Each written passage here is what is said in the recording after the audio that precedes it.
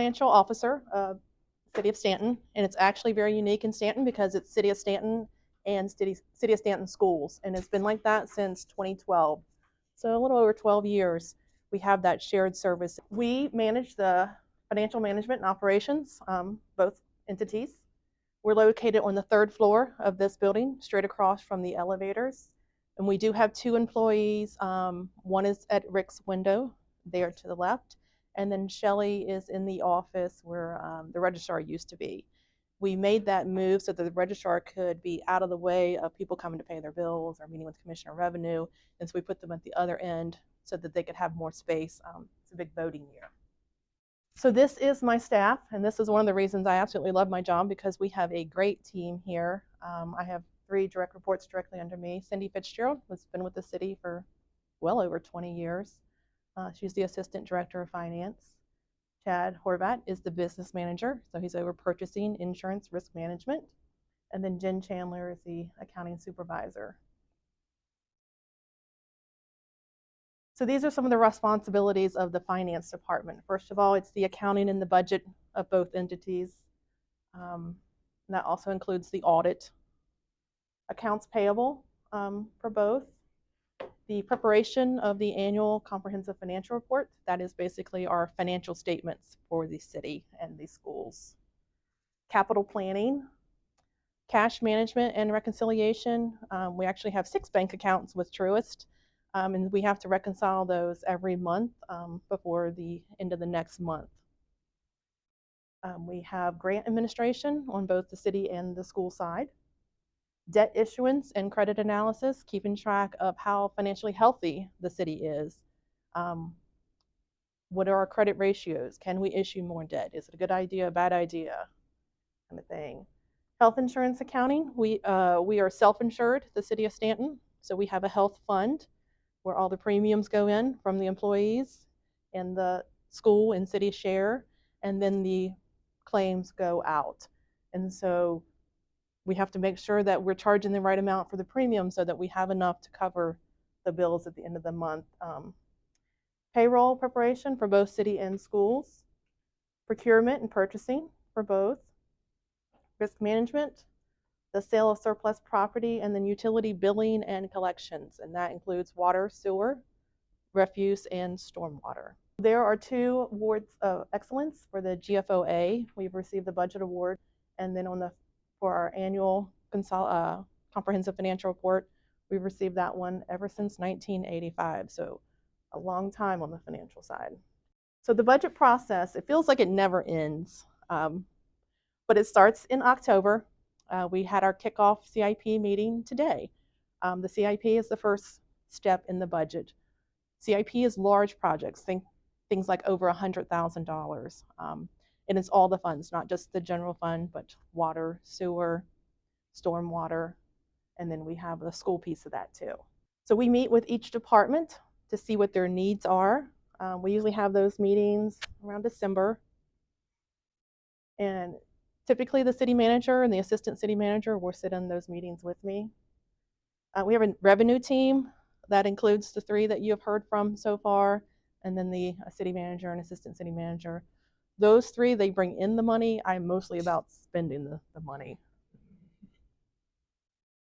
So the typical budget process takes about 6 to 7 months, but it feels like 12 months to me, just reoccurring.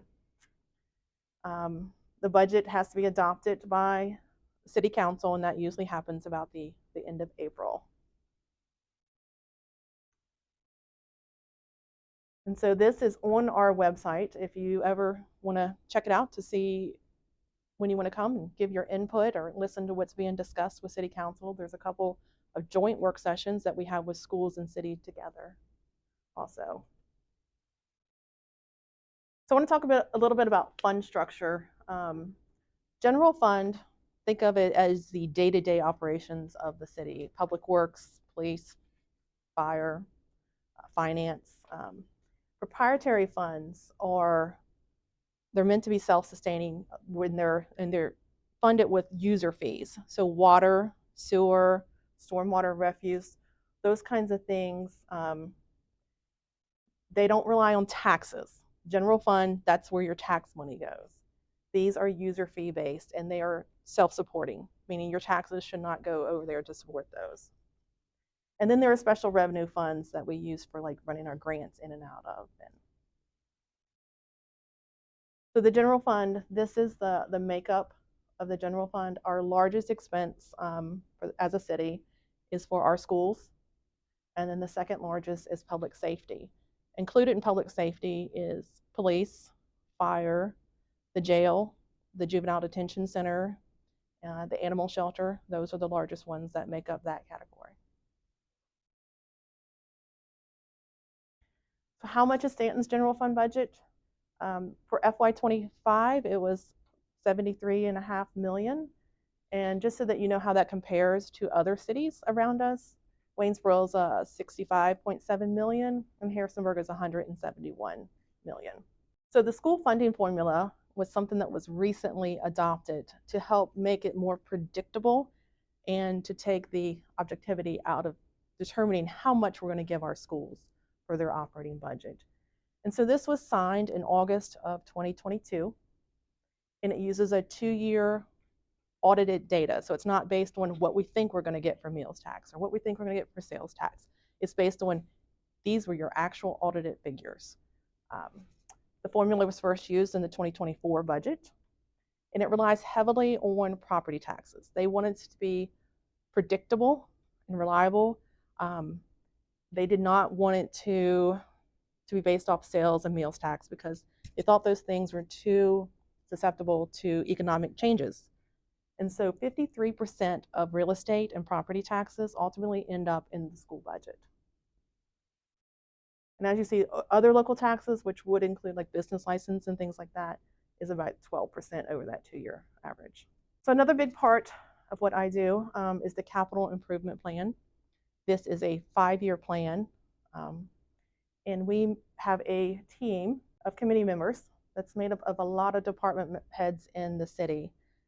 And we meet, we usually have about 3 to 4 meetings in the fall where we talk about what are the greatest capital needs in the city.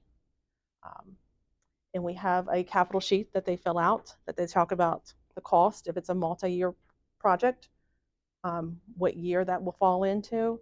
Do they have any funding sources identified? Is there any grants that we could get for these projects? And then we talk about, okay, what's the highest priority and what could we afford and what needs to be pushed off and what could be pushed off. And this CIP plan will ultimately be adopted along with the budget at the end of April. It first goes to the Planning Commission, and there is a public hearing for the Planning Commission that it holds so that you could give your input on the CIP plan if you wish.